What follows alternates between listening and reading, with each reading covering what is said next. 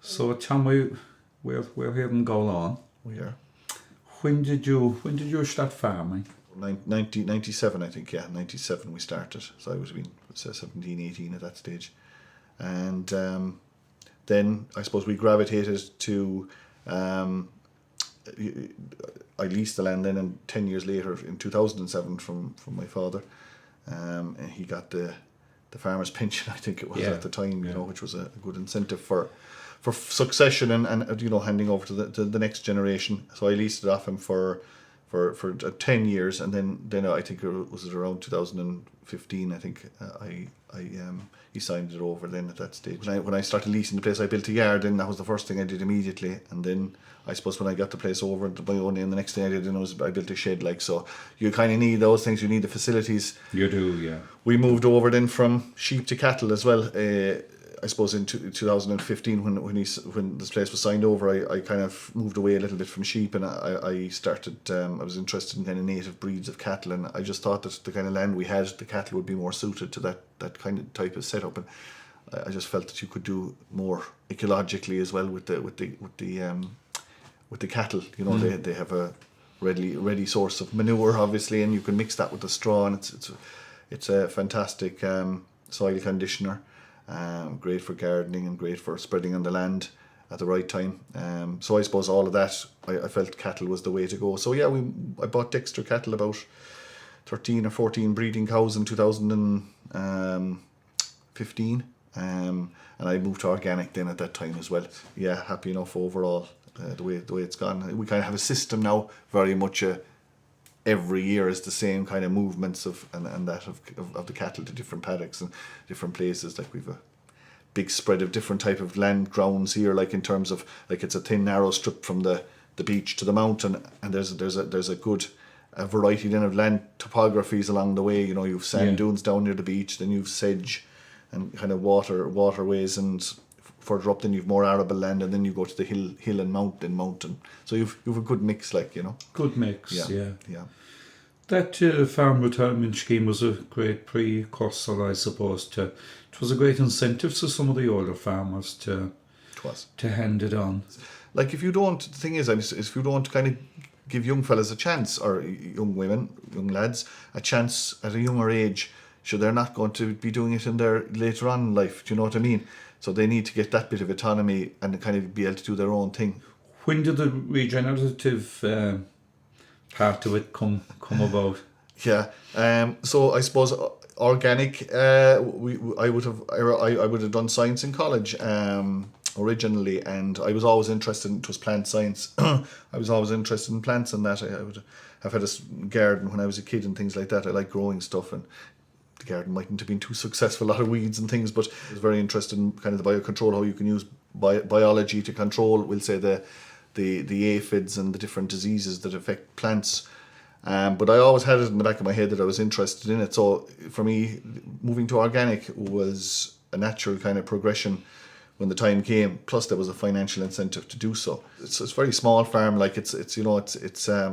I always felt that, in the old days, my father would be saying, they'd know the amount of animals they could keep and the amount of crops that they could have, we'll say, without chemical fertilizers and chemical inputs. And I just felt that, that was the way to go for small farms like me. And like I said, the fact there was a financial incentive there definitely moved me in that direction as well. The government have put quite a lot of funding in place to kind of encourage farmers to go down that route, and I think it is a viable route, but it does require a different mindset to, we'll say, what we'll call conventional agriculture. There is a different mindset to it, but it's very rewarding, and I think a lot of guys who got in it maybe originally for financial reasons, obviously, I think over time they've changed their minds too. That you can see the ecology improving in the farm, and I suppose you can, in my eyes anyway, it would be a more sustainable system for the land that's there.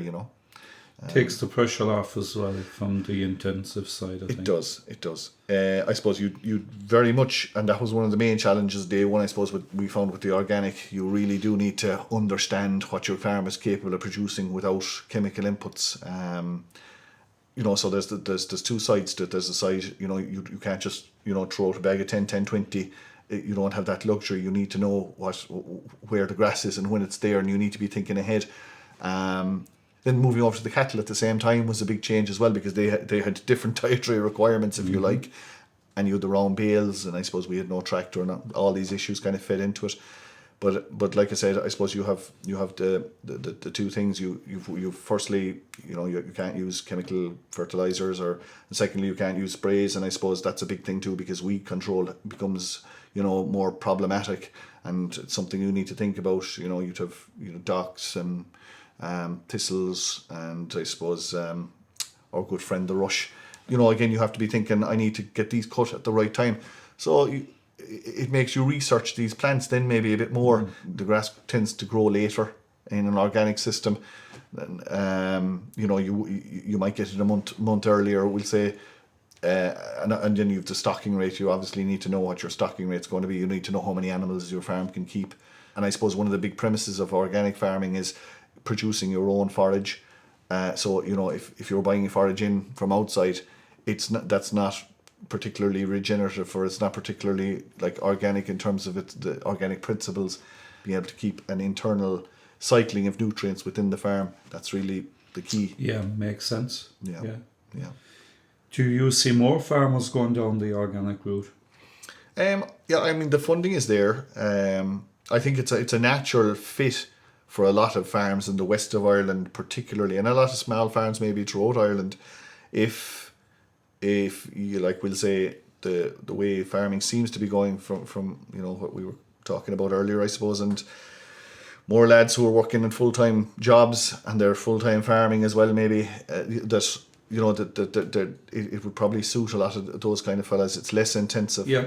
Would it be fair to say that it would take a bit of the rural isolation out of farming? Because for smaller farms, that you just wouldn't be at home all day by yourself, that you could take up a few hours, get a bit of a job or something, and that's good. That's mentally, that's very good for people to meet people. Where to from here, Tommy?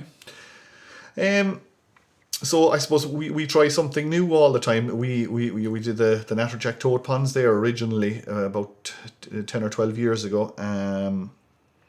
And we did a couple of years ago, we tried conservation grazing, which we're still doing. So we graze the sand dunes in the winter for a few months, and then we take the animals out of the sand dunes we'll say in the spring, to allow a full reproductive cycle for all the plants down there. And it's a system where you're giving the plant an opportunity to go through its full life cycle and reseed itself, re-establish itself, and you can see the results of that. And in April, May, June, where that place is, it's just a beautiful meadow of different flowers and fantastic for wildlife, birds and bees and whatever you have.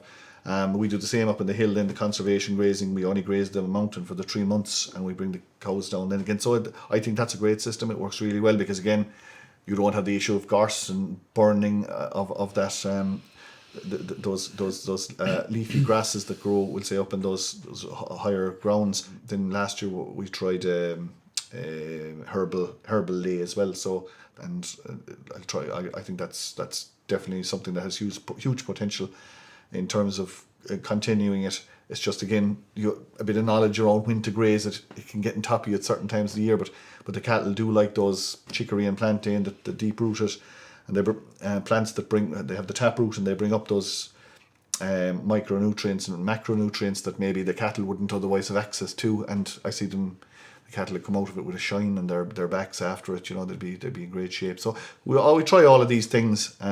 Try something new every year. I think an EIP would be very interesting. I mean, we spoke about this before in the peninsula, to try to get farmers together to have a we'll say sustainable system. And that's another thing that we produce really high quality meat here.